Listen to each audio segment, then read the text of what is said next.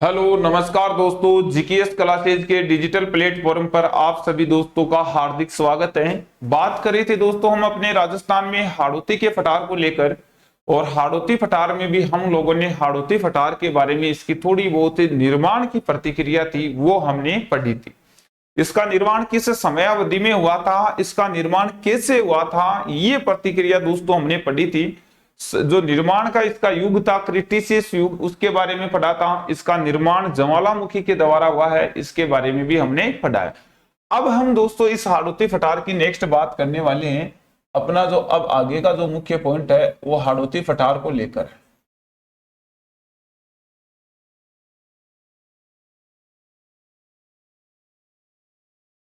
हाड़ौती का फटार।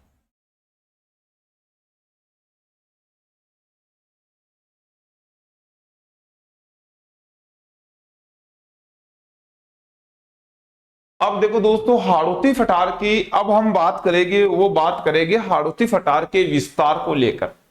विस्तार को लेकर हम बात करने वाली है कि इस हाड़ौती फटार का विस्तार है वो कहां माना गया है या किसका भाग माना गया हाड़ौती फटार। जैसे बात करें तो भारत में एक बहुत बड़ा फटारी बाग है जिसको प्रायद्वीपीय फटार कहते हैं। और प्रायद्वीप फटार का जो थोड़ा बहुत ऊपर का भाग है उत्तर दिशा का, उस मालवा फटार कहते हैं। और उसी मालवा फटार के साथ में जुड़ा हुआ जो फटार है उसे ही हम हाड़ौती फटार कहते हैं। तो इसके विस्तार को लेकर बात की जाए,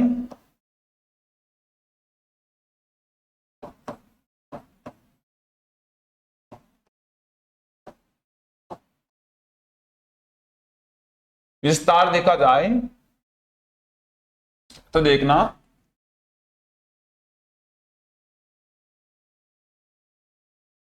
भारतीय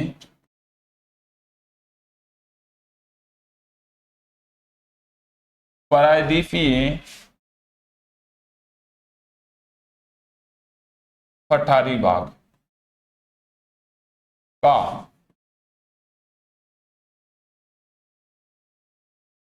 उत्तरी भाग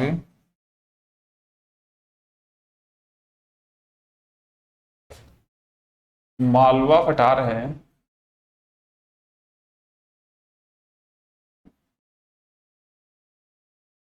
और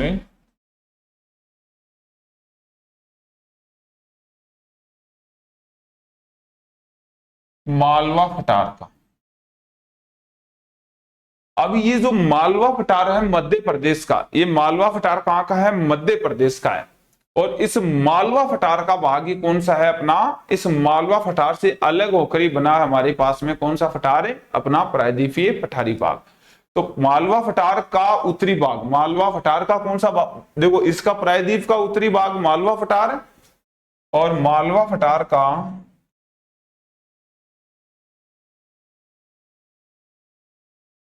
उत्तरी भाग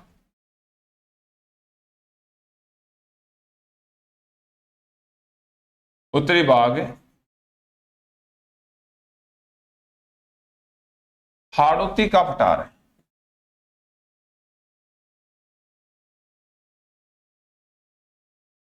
हाड़ौती का पठार है जैसे हम दक्षिणी पूर्वी पठारी बाग के नाम से जानते। अब देखो इसमें जैसे हाड़ौती पठार है, तो अब इसकी बात करें तो यह हाड़ौती पठार कहाँ कहाँ है, कौन कौन सा, इसको लेकर बात करते हैं। तो देखो,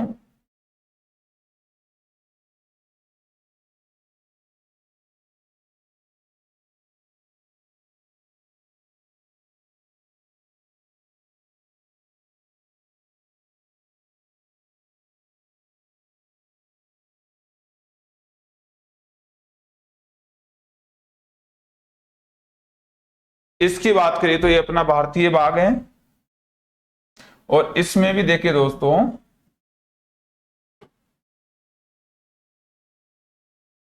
तो इस भारतीय क्षेत्र में ये जो भाग है, यहां का जो भाग है जिसको मैं थोड़ा ऊपर ले लेता हूं,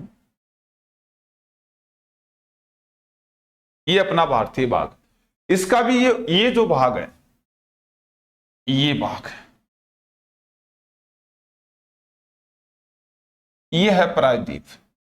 और इस प्रायद्वीप का ये है मालवा। और इस मालवा का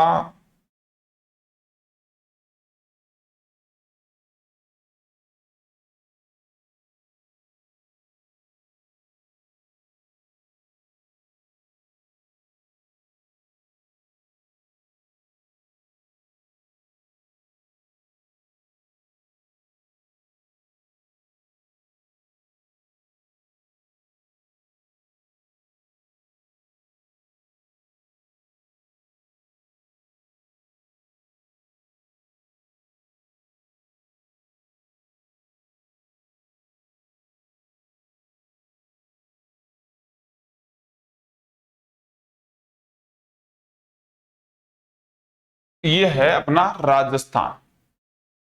अब ध्यान देना, यहां विशेष रूप से ध्यान देना, ये जो भाग है, ये भाग मालवा का भाग है, मालवा फटार का भाग है। ध्यान देना कौन से फटार का है, मालवा फटार का। तो ये जो भाग है मालवा फटार का,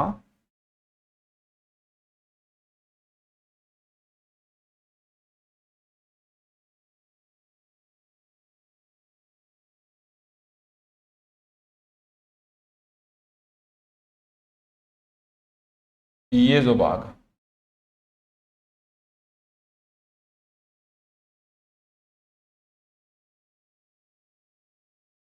इसी को हमने प्रायद्वीपीय पठारी भाग ही कहा है। देखना ये है अपना राजस्थान, और इस राजस्थान में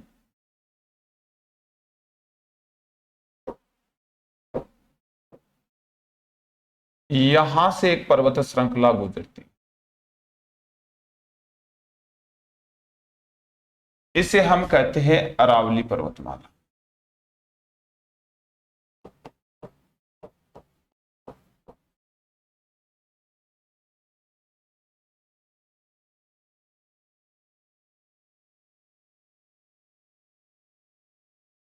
ये जो भाग है, ये ये अपने पास में थार का मरुस्थल,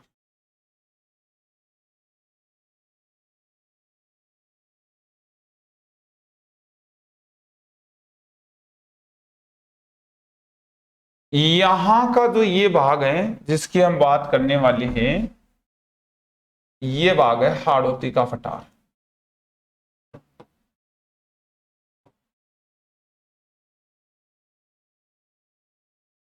हाड़ौती फटार, ये जो भाग है इसका नाम है मालवा फटार।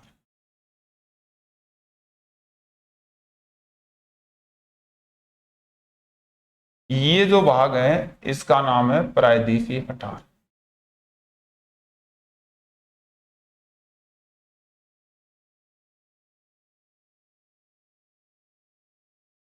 तो देखो, प्रायद्वीप से मालवा, मालवा से हाड़ौती बना है, ये अरावली राजस्थान में, ये पश्चिम का अपने पास में कौन सा भाग है, ये अपने मरुस्थल का भाग है।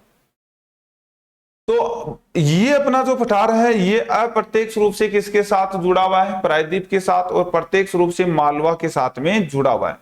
अब इसका क्या क्वेश्चन बनता है अपने पास में, उसको लेकर हम बातें करने वाले। तो देखो, राजस्थान का हाड़ौती पठार,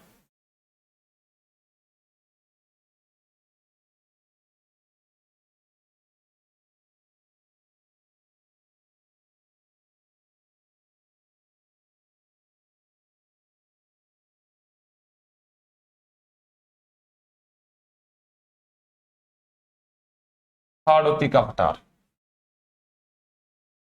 ध्यान देना, प्रत्यक्ष रूप से,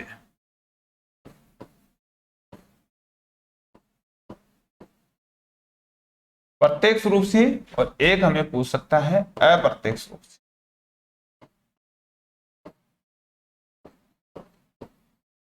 अप्रत्यक्ष रूप से, प्रत्यक्ष रूप से किसके साथ में जुड़ा हुआ है दोस्तों, तो हम कहेंगे प्रत्यक्ष रूप से जुड़ा हुआ है मालवा फटार के साथ में।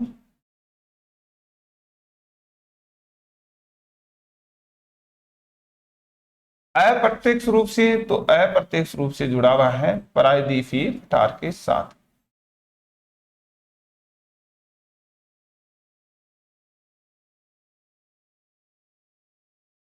प्रायद्वीपीय फटार के साथ में जुड़ा हुआ है। अब ध्यान देना, इसके अलावा यदि नेक्स्ट बात करें तो अरावली पर्वतीय प्रदेश तथा हाड़ौती फटार, इन दोनों के बीच का जो अरावली तथा हाड़ौती पठार यानी मालवा पठार को अलग करने का जो भौगोलिक संरचना उसको कहते हैं मेवाड़ का पठार। अब यहां ध्यान देना, ये तो जुड़ा हुआ है इसके साथ में। देखो, ये अपना राजस्थान है, ये अपना भारतीय क्षेत्र है। इस भारतीय क्षेत्र में बात करें, इसमें यदि बात करें तो अब यहां हमको विशेष रूप से ध्यान देना है। जैसे मान लो कि ये भाग है इस जगह का, इस जगह का क्या हो रहा है,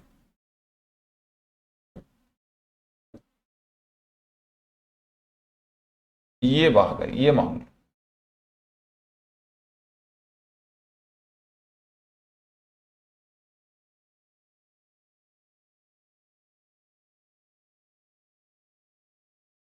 ये मानो, इस भाग की मैं बात बताऊं तो इस भाग का नाम है मेवाड़ का फटार।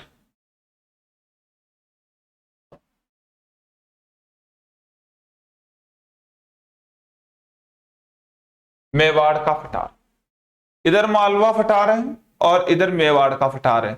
ये मालवा फटार का ही भाग है। ये भाग कौन सा है, तो ये भी मालवा फटार का ही भाग है। यहां से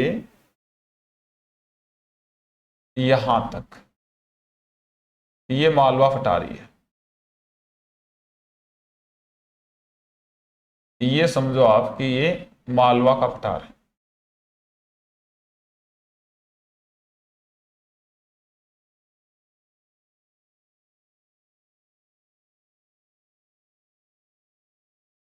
ये मालवा फटार, तो ये मालवा फटार हो गया। ये अरावली हो गई इधर ब्लैक रंग वाली। ये ब्लैक रंग में है वो अपने पास में अरावली है। ये अरावली पर्वतमाला है, ये अरावली, और ये मालवा फटार है। अब देखना,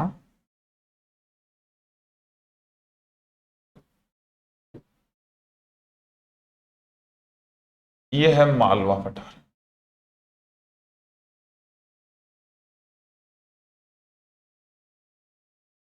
और ये है अरावली, ये अरावली है।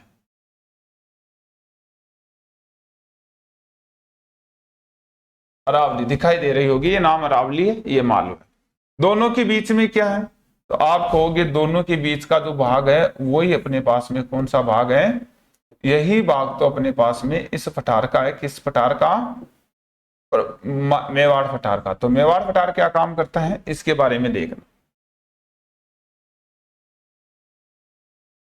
मेवाड़ फटार है ना, ध्यान देना।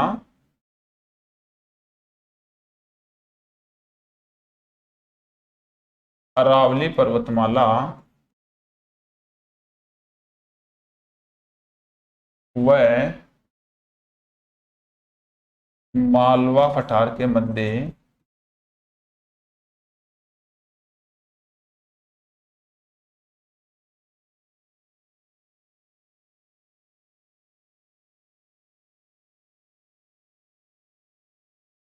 भाग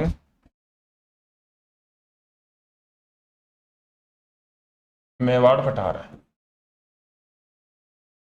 इन दोनों के बीच का जो भाग है उसी को हम क्या कहते हैं, उसी को हम लोग मेवाड़ फटार के नाम से जानते हैं। तो मेवाड़ का जो फटार है दोस्तों वही फटार है हमारे पास में, ये आपको याद रख लेना है। मेवाड़ का फटार इन दोनों के बीच का काम करता है। राजस्थान में हाड़ौती फटार का विस्तार कहाँ है। अब ये तो बात हुई हमारी कहां पर, देखो ये बात हुई है हमारी भारत में लेकर, है ना। हाड़ौती फटार का विस्तार हम लोगों ने देखा अपने देश भारत में। अब हम बात करेंगे, वो बात करेंगे दोस्तों राजस्थान में।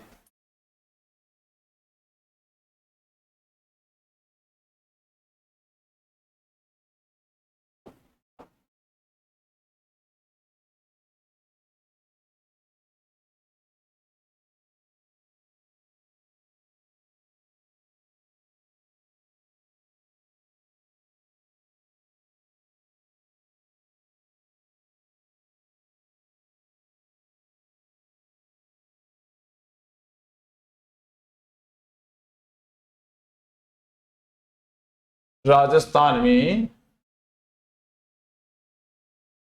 हाड़ौती फटार का विस्तार, तो राजस्थान में हमें इसका विस्तार देखना है। तो देखो ये अपना राजस्थान,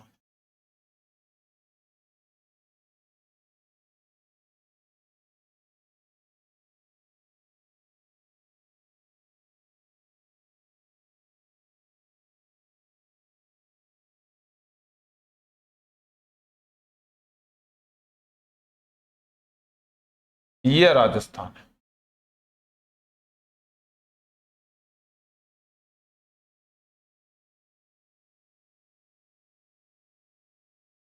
देखना ये राजस्थान की पूर्व दिशा है, ये उत्तर दिशा है, और ये दक्षिण पश्चिम दिशा है।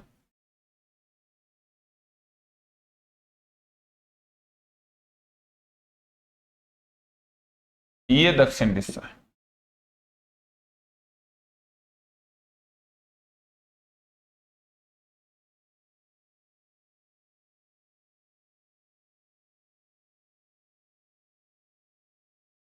ये दक्षिण दिशा। हाड़ौती पठार का विस्तार कहाँ है? तो दक्षिण पूर्व दोनों के बीच में है, इन दोनों के मध्य का भाग है, ये भाग है हाड़ौती का पठार।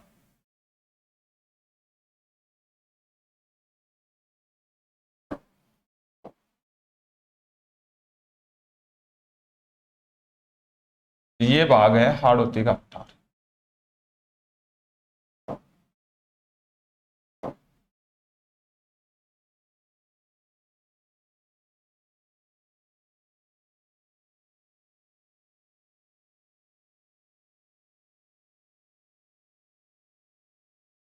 इसको हम क्या कहते हैं?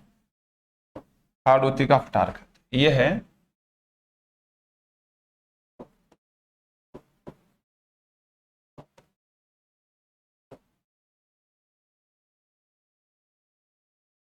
दक्षिण पूर्व दिशा।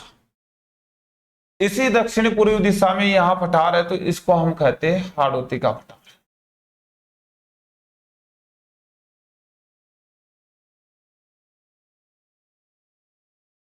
हाड़ौती का पठार भी हम लोग इसे कहते हैं। दक्षिणी पूर्वी दिशा में हाड़ा नामक हाड़ा वंश के शासक रहते थे प्राचीन समय में यहां पर।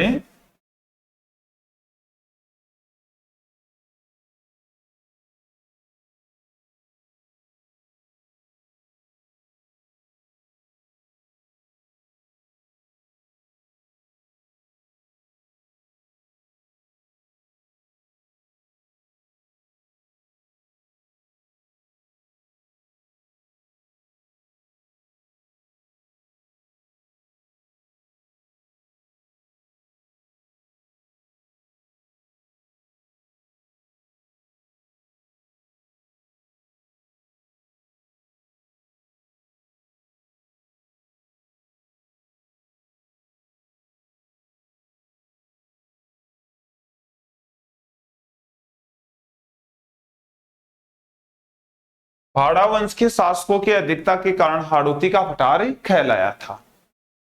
नेक्स्ट देखो,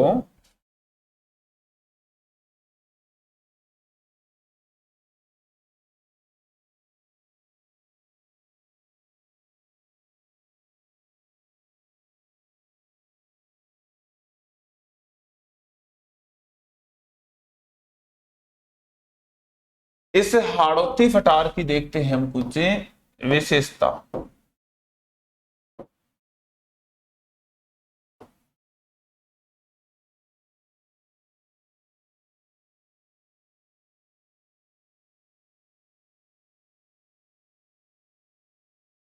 क्या क्या विशेषता है?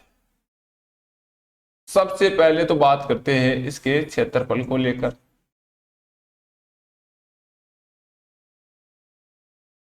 क्षेत्रफल कितना है? तो क्षेत्रफल है 6.89%। यहां अपने पूरे राजस्थान के क्षेत्रफल का कितना प्रतिशत है? 6.89% है। 3,42,239 वर्ग किलोमीटर का कितना बताना पड़ेगा आपको? 6.89% बताना पड़ेगा। ये किस में से लिया गया है? ये 3,42,239 वर्ग किलोमीटर में से लिया गया।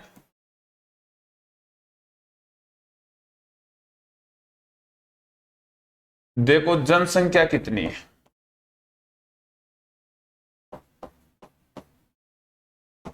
हाड़ौती पठार में राजस्थान की कुल जनसंख्या का 11% अवशेष है। मतलब राजस्थान की कुल जनसंख्या 684, 48, 437 है, उसका 11% है। किसका है?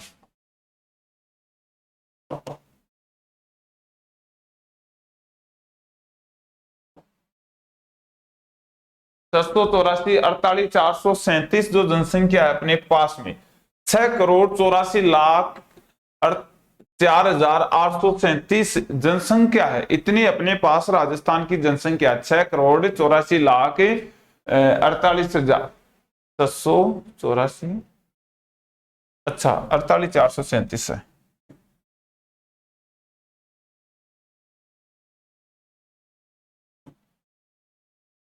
48,437 ये जनसंख्या है।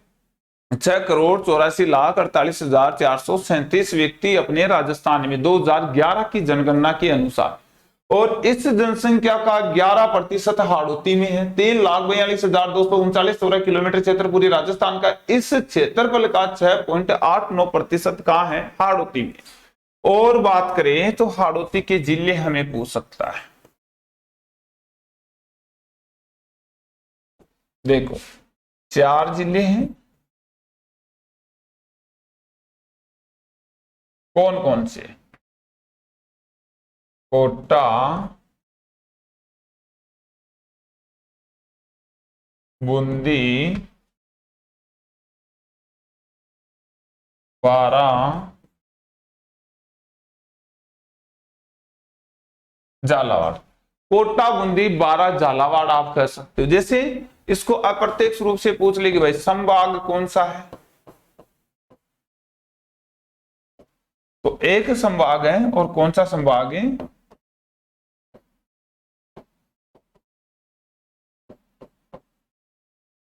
कोटा संभाग। कोटा संभाग में भी कितने जिले? 4 जिले ही है। तो कोटा संभाग वो हाड़ौती के फटार का ही भाग है। कोटा संभाग भी किसका भाग बताना पड़ेगा? हाड़ौती फटार का ही भाग आपको बताना पड़ेगा। अब देखो हाड़ौती फटार की स्थिति को लेकर कई बार हमारी एग्जाम में हम लोगों से प्रश्न पूछ लिया जाता है। हाड़ौती फटार है, उसकी स्थिति क्या रहती है, इसकी स्थिति कौन सी बनती है, उस स्थिति को लेकर दोस्तों बहुत ही ज्यादा हमें एग्जाम में प्रश्न पूछते हैं। तो हाड़ौती फटार है, इसकी अक्षांशीय स्थिति की बात करेगी, और इसके बाद में इसकी देशांतरीय स्थिति को लेकर भी हम चर्चा करने वाले। तो अक्षांश की स्थिति या फिर देशांतर की स्थिति, दोनों को लेकर हम बात करने वाले। हाड़ौती का फटार,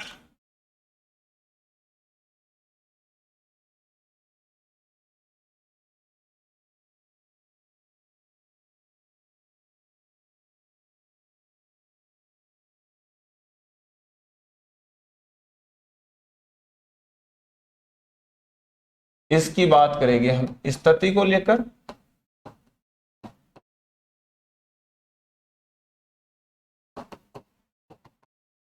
स्थिति दो प्रकार की होगी।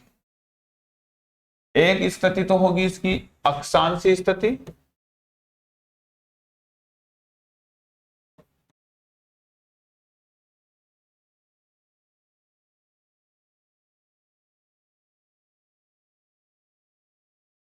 दूसरी जो स्थिति होगी वो होगी दोस्तों देशांतरीय स्थिति।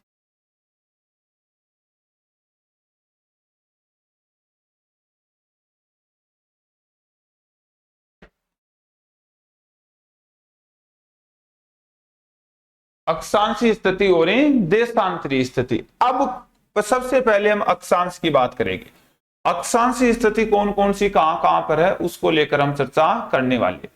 उसके बाद में देशांतरीय स्थिति देखेंगे। सबसे पहले अक्षांशीय स्थिति की बात करेंगे और उसके बाद में देशांतरीय स्थिति की बात करेंगे। तो हाड़ौती फटार के बारे में सबसे पहले कौन सी स्थिति देखेंगे? अक्षांशीय स्थिति। और उसके बाद में कौन सी स्थिति की बात करेंगे? देशांतरीय स्थिति को लेकर हम इसके बारे में चर्चा करने वाले हैं। तो हाड़ौती फटार की अक्षांश की स्थिति रहेगी और उसके बाद में देशांतर की स्थिति रहेगी। दोनों स्थितियों को लेकर हम चर्चा करने वाले हैं।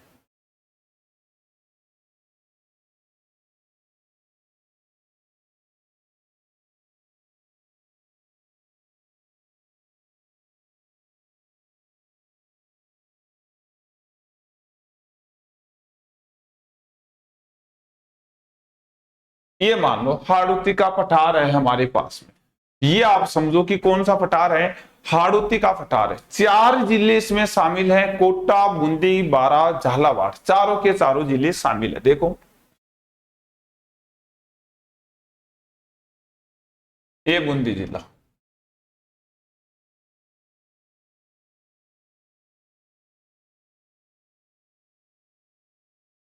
ये कोटा जिला,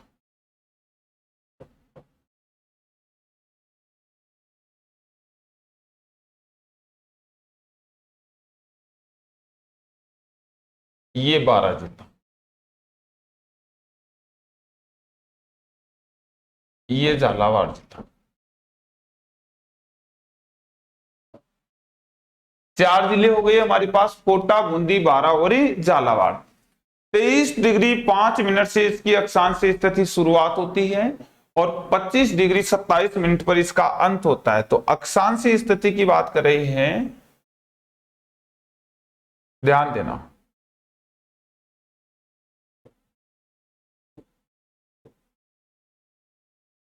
यहां से मान लो अक्षांश रेखा गुजरती, ये गुजरती है 23 डिग्री 5 मिनट उत्तरी अक्षांश से,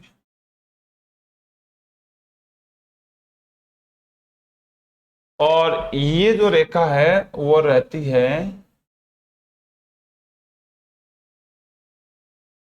25 डिग्री 27 मिनट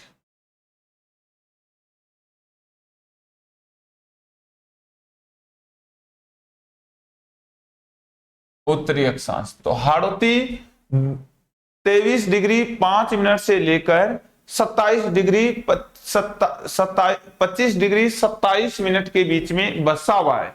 हाड़ौती फटार इन दोनों के बीच में बसा हुआ फटारी भाग है। इनमें से देखो 23 के बाद 24 डिग्री 24 गुजरती है कोटा और झालावाड़ में से, और 25 डिग्री बूंदी, कोटा और झालावाड़ तीनों में से गुजरती है कौन सी, 25 डिग्री गुजरती है ना। तो ये भी हमें थोड़ा सा ध्यान दे लेना है।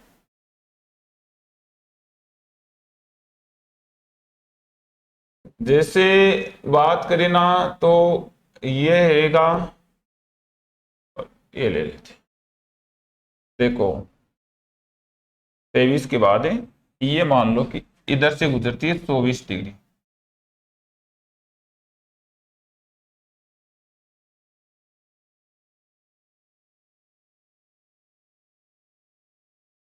उत्तरी अक्षांश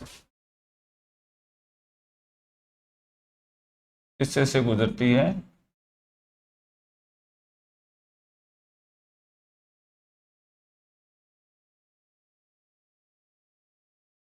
25 डिग्री उत्तरी अक्षांश। तो हाड़ौती में से कौन कौन से अक्षांश गुजरते हैं, एक तो 24 गुजरता है, 25 गुजरता है ना। 23 नहीं गुजरता क्योंकि 23 डिग्री 5 मिनट हो गई ना, तो 23 डिग्री तो नीचे हो गया, और 23 डिग्री 5 मिनट के बाद स्टार्ट होता है हाड़ौती। 26 नहीं गुजरता, 25 गुजरता है क्योंकि 25 के बाद में 27 तक ही हाड़ौती, 26 तक नहीं है, तो 27 तक होने की वजह से ये भी इसमें से नहीं गुजरता है। अब यहां पर स्थान विशेष कौन कौन से स्थित है जिनको लेकर हमें एग्जाम में क्वेश्चन पूछा जाता है। जैसे रामगढ़ विषधारी बाघ परियोजना है बूंदी जिले की, वो भी यहां पर स्थित है। मुकुंदरा हिल्स अभ्यारण्य है, वो भी यहां पर स्थित है, कोटा और झालावाड़ की सीमा के ऊपर। रामगढ़ करेटर जो झील है उसके बारे में बात करें तो भारत का पहला जियो हेरिटेज स्थल है, वो भी यहीं पर स्थित है ना। तो अब देखो क्या क्या यहां पर स्थित है उनको लेकर बात करी जाए। यहां पर मुकुंदरा हिल्स स्थित है,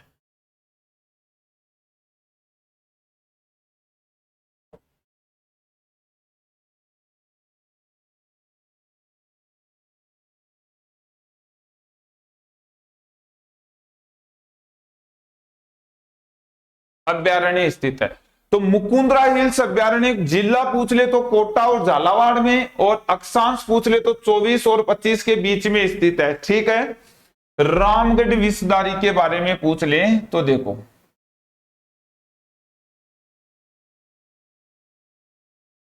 इस जगह स्थित है,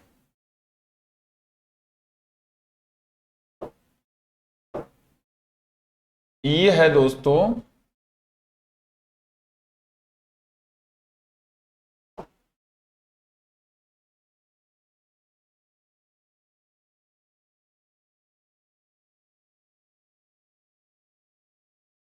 विषधारी बाघ परियोजना।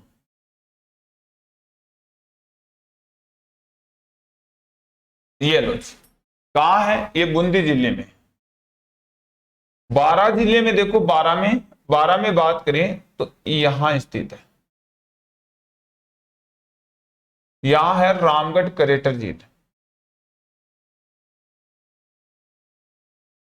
इसको थोड़ा ऐसे लिख दो,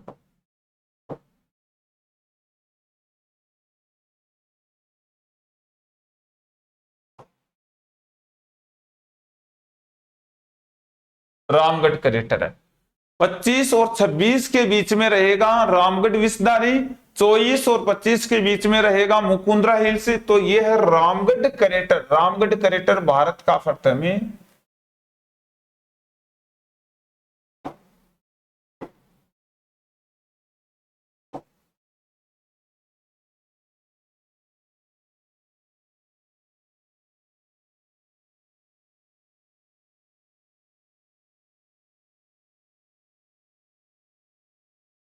जियो हेरिटेज स्थल है।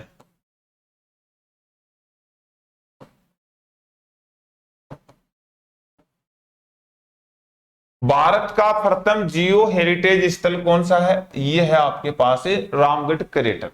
इसको लेकर भी हमारे पास एग्जाम में क्वेश्चन पूछ सकता है। अब देखो इसको थोड़ा सा ध्यान देना। जैसे बात करें, यह हाड़ौती का फटार है, हाड़ौती फटार है। अब हाड़ौती फटार में भी दोस्तों ध्यान देना विशेष रूप से हमें और क्या पूछ सकता है। राजस्थान की शुरुआत है, तो राजस्थान की शुरुआत होती है अपने पास में, राजस्थान की अक्षांश स्थिति की बात करें तो वो होती है 23 डिग्री 3 मिनट से। लेकिन बात हाड़ौती की चल रही है, तो फिर अब हाड़ौती में हमें और क्या क्या क्वेश्चन पूछेगा देखो इसके बारे में। अच्छा मैं दूसरा पेज ले लेता हूं एक बार। ये लो, ये हाड़ौती की विशेषता है। अब दूसरा पेज ले लेते हैं। देखो हाड़ौती फटार,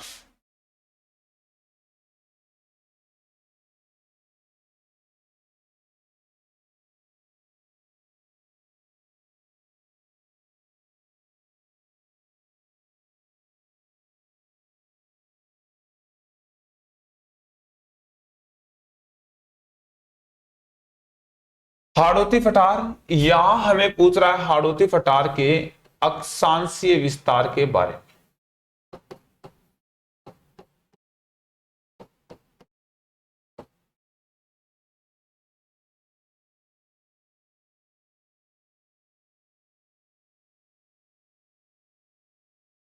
अक्षांशीय विस्तार देखो 23 डिग्री 5 मिनट से लेकर 25 डिग्री 27 मिनट उत्तरी अक्षांश के बीच में है। तो अक्षांशीय विस्तार कितना हो गया?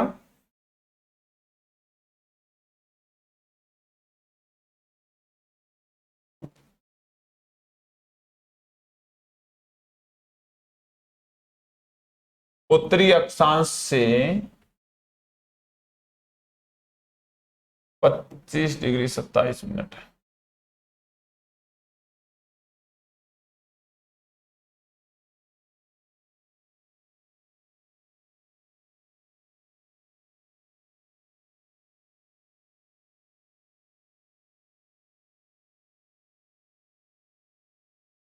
पच्चीस डिग्री 27 मिनट उत्तरी अक्षांश के बीच में स्थित है। ठीक है, और क्या पूछेगा? देखो हाड़ौती के पठार से गुजरने वाली अक्षांश रेखा है वो 24 डिग्री और 25 डिग्री उत्तरी अक्षांश आपको मिलेगी। कौन कौन सी रहेगी? 24 और 25 डिग्री।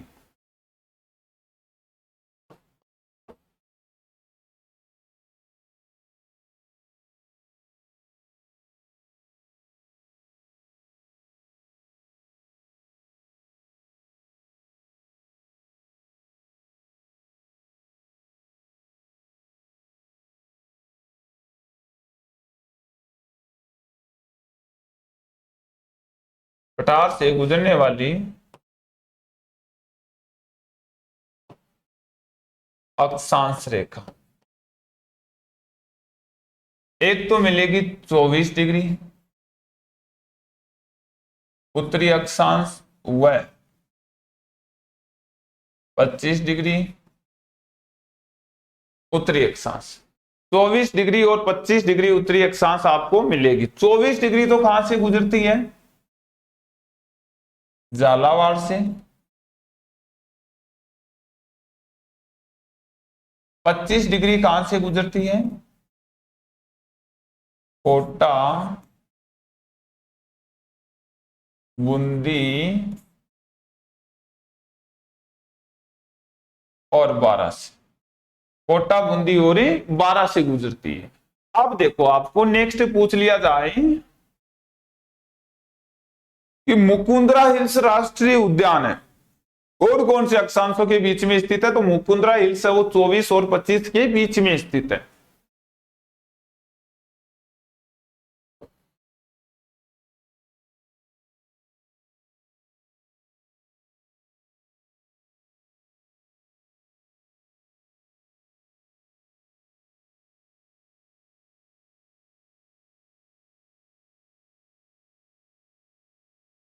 मुकुंदरा हिल्स राष्ट्रीय उद्यान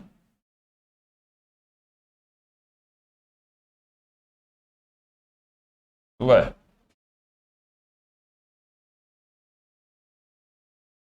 फ्रांस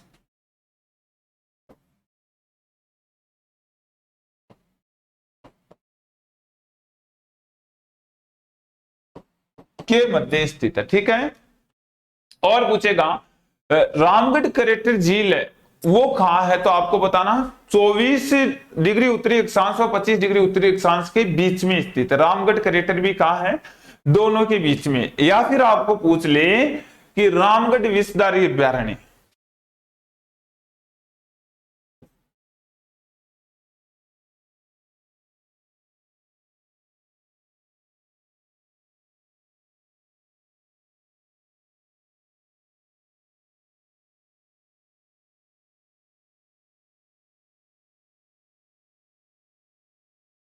बाघ परियोजना,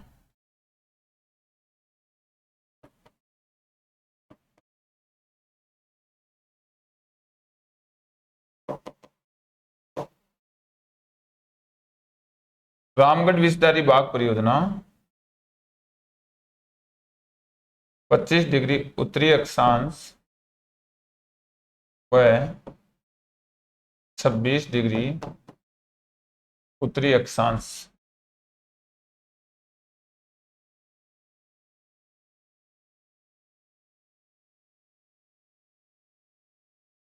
के मध्य स्थित है। ध्यान देना, इधर ध्यान दो, इधर ये रामगढ़ विषधारी, इधर से 25 गुजर रहा है, इसके बाद 26 आएगा, तो 25 और 26 के बीच में रामगढ़ विषधारी है। मुकुंदरा हिल से 24 और 25 के बीच में स्थित है। ठीक है, दोनों के बारे में आपको विशेष रूप से ध्यान दे लेना है। अब देखना हाड़ौती का देशांतरीय विस्तार रहेगा वो अलग रहेगा। हम लोगों ने बात की है, वो बात की है हाड़ौती के अक्षांशीय विस्तार को लेकर। हाड़ौती का जो अक्षांशीय विस्तार था उसकी यदि हम बात करें, देखो हाड़ौती के बारे में हमने क्या चर्चा की है। सबसे पहले तो ये तो बात पहले का होगा, हाँ देखो हाड़ौती का पठार है, इसका विस्तार भारतीय प्रायद्वीपीय पठारी भाग का उत्तरी भाग। तो ये जो अपने पास में प्रायद्वीप का पठार था, ये जो प्रायद्वीप का पठार है, इस प्रायद्वीप के पठार का कौन सा भाग है, ये उत्तरी भाग है। प्रायद्वीप के पठार का उत्तरी भाग है वो मालवा पठार है, और मालवा पठार के भी उत्तर का भाग है वो हाड़ौती का पठार है। अब देखो ये मालवा पठार के साथ में प्रत्यक्ष रूप से जुड़ा हुआ है, लेकिन प्रायद्वीप से प्रत्यक्ष रूप से नहीं जुड़ा हुआ। क्यों नहीं जुड़ा हुआ, क्योंकि प्रायद्वीप से बना मालवा, फिर मालवा से बना हाड़ौती।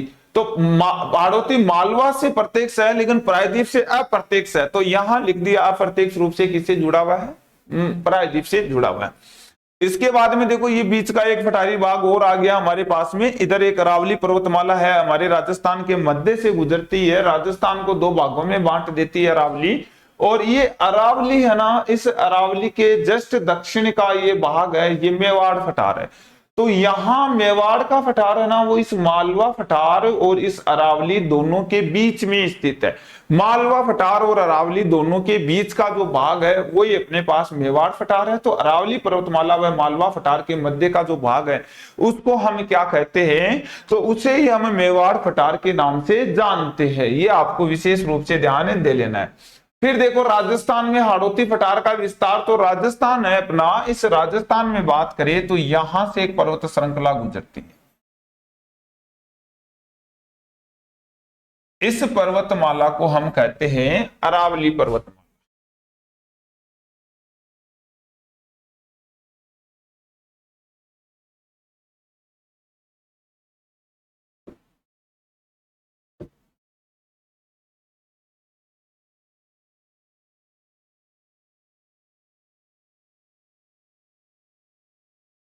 ये जो भाग है, ये जो भाग है, ये है पूर्वी मैदानी भाग।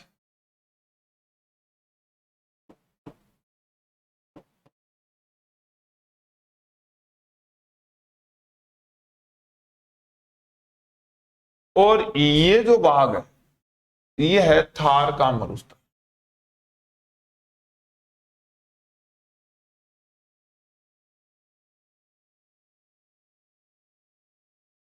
थार का मरुस्थल। तो एक तो हो गया हाड़ौती, एक पूर्वी मैदान, एक अरावली और एक थार मरुस्थल, ये 4 भौतिक प्रदेश अपने राजस्थान में है। और उनमें बात हो रही है हाड़ौती को लेकर, तो हाड़ौती इस पूर्व और दक्षिण दोनों दिशाओं के बीच में, मतलब दक्षिण पूर्वी दिशा में है। हाड़ौती का फटार है, इसी हाड़ौती को हम दक्षिणी पूर्वी फटार भी कहते हैं।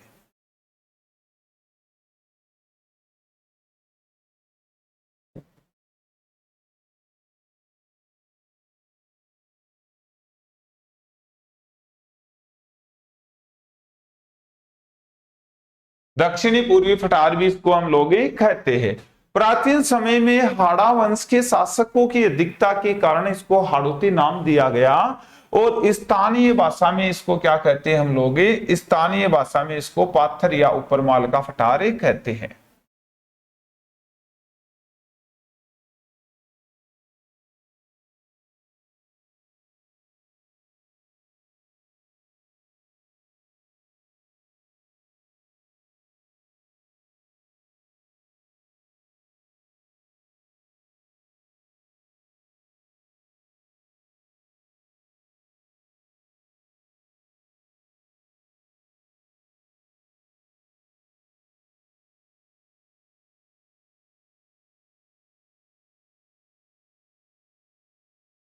पाथर का फटार कहा जाता है। और यदि बात करें हाड़ौती फटार की विशेषताओं में देखा तो राजस्थान की कुल क्षेत्रफल की बात करें 3,42,239 वर्ग किलोमीटर, उसका 6.89% तो हाड़ौती है। कुल जनसंख्या 6,84,48,437 है, उसकी 11% हाड़ौती फटार में है। और इसमें जिले देखें तो कोटा, बूंदी, बारां, झालावाड़ 4 जिले। संभाग देखे तो एकमात्र एक कोटा संभाग इसमें शामिल होता है। स्थिति देखो, अक्षांशीय स्थिति और देशांतरीय स्थिति, दोनों स्थितियों को लेकर बात करें तो देखना 23 डिग्री 5 मिनट से इसकी शुरुआत होती है, 25 डिग्री 27 मिनट तक इसका अंत हो जाता है। इस हाड़ौती में से गुजरती है 24 डिग्री और 25 डिग्री, स्वतंत्र रूप से 2 अक्षांश गुजरते हैं। एक तो 24 डिग्री गुजरता है, एक 25 डिग्री गुजरता है। 4 जिले, इधर का बूंदी है, इधर कोटा है, इधर झालावाड़ है, इधर बारां है। बूंदी जिले में रामगढ़ विषधारी बाघ अभ्यारण्य बाघ परियोजना रहेगी और झालावाड़ कोटा दोनों पर मुकुंदरा हिल्स का क्षेत्र रहेगा। बारां जिले में रामगढ़ करेटर रहेगा। रामगढ़ करेटर है ना, वो अपने भारत में भारत का प्रथम जियो हेरिटेज स्थल है, इसके बारे में भी हमें ध्यान दे लेना है। देखो हाड़ौती की विशेषता, अक्षांशीय स्थिति मैंने अभी आपको बताई थी, 23 डिग्री 5 मिनट उत्तरी अक्षांश से लेकर 25 डिग्री 27 मिनट उत्तरी अक्षांश, दोनों के बीच का भाग है वही हाड़ौती है। तो ये हाड़ौती की अक्षांशीय स्थिति हुई। फिर हाड़ौती के पठार से गुजरने वाली अक्षांश रेखा एक तो 24 डिग्री रहेगी और एक 25 डिग्री रहेगी। 24 डिग्री तो झालावाड़ जिले से गुजरेगी, 25 है कोटा, बूंदी और 12 तीनों जिलों से गुजरने का काम करेगी। मुकुंदरा हिल्स राष्ट्रीय उद्यान इसलिए अक्षांश पूछ सकता है तुमको, तो मुकुंदरा हिल्स है ना, वहां 24 और 25 दोनों के बीच में है।